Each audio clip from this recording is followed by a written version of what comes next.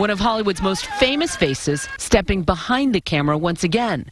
Angelina Jolie directing her latest film, First They Killed My Father.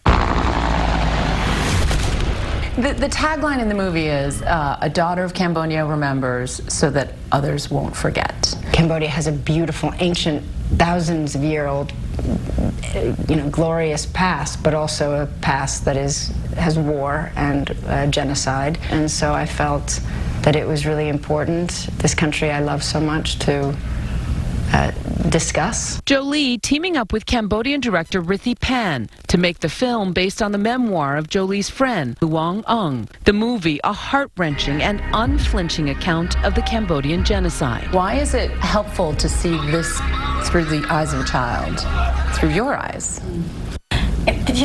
I think people sometimes, when they talk about genocide and crimes against humanity and war, they forget that the most vulnerable victims in all of this are the children.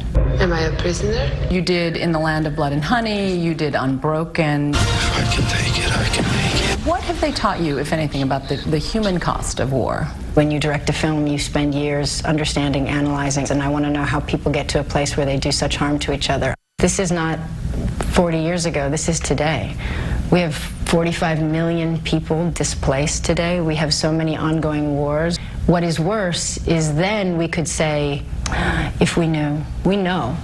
We know so much now. If anything, we see people more divided. We see people encouraged to board up and wall up and divide more. So it is something we must be very conscious of today. The 42-year-old actress and humanitarian adopted her oldest son, Maddox, from Cambodia. The 16-year-old also serving as an executive producer on the project. He says, I'm very proud to be Cambodian. That is him understanding who he is, and that's the most important thing that came out of this experience. Angelina is not come to see us to adopt. She come to be with us. You're getting emotional. Yeah. I met Maddox. I felt connected to the country. I felt that I should be a family from that country, and I knew when I saw his eyes, I knew I met him. It's been quite a year for Jolie, separating from Brad Pitt after their 12-year-long relationship, as well as struggling with hypertension and Bell's palsy. People are concerned about your health issues. How are you doing? How was the, recovery? I'm fine right now. You are? Yeah, I'm fine right now. I'm very happy. My children are healthy, I'm healthy, and thank you.